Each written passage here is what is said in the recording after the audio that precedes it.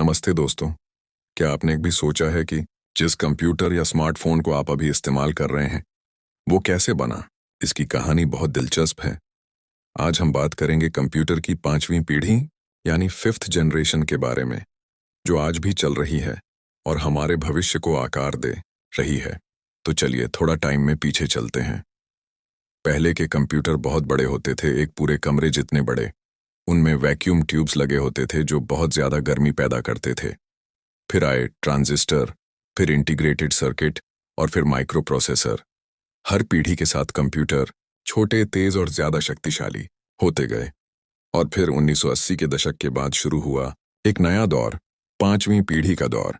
इस पीढ़ी का सपना सिर्फ कंप्यूटर को तेज बनाना नहीं था, बल्कि उसे इंटेलिजेंट बनाना था। एक ऐसा कंप्यूटर जो इंसानों की तरह सोच सके, सीख सके और हमारी भाषा समझ सके।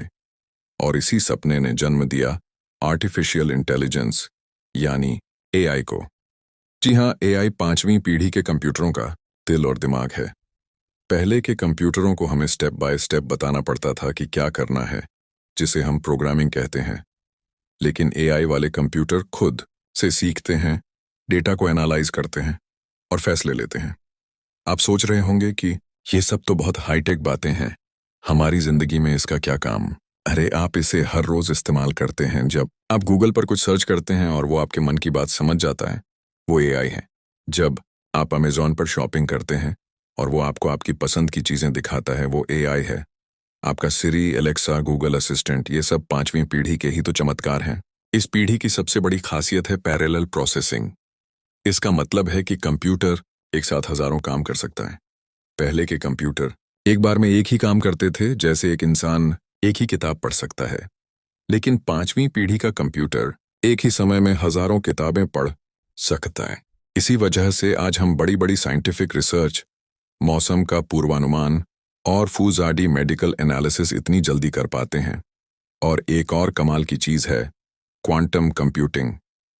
ये अभी अपने शुरुआती दौर में है, लेकिन ये 5वीं पीढ़ी का अगला लेवल है।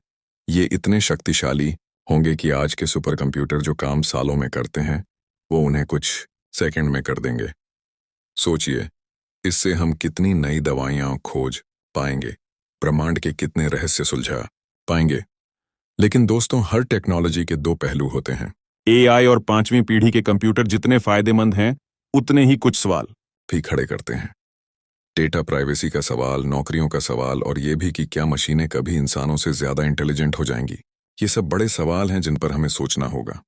तो अगली बार जब आप अपना फोन अनलॉक करने के लिए फेस आईडी का इस्तेमाल करें या अपने दोस्त को कोई फनी मीम भेजें, तो याद रखिएगा कि आप कंप्यूटर की 5वीं पीढ़ी की शक्ति का इस्तेमाल कर रहे हैं। ये सिर्फ एक मशीन नहीं है, ये एक क्रांति है जो 1980 के दशक में शुरू हुई थी और आज भी हमारे जीने, काम करने और सोचने के तरीके को बदल रही है।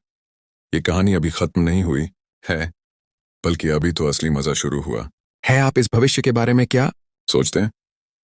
मुझे कमेंट्स में जरूर बताइएगा। धन्यवाद।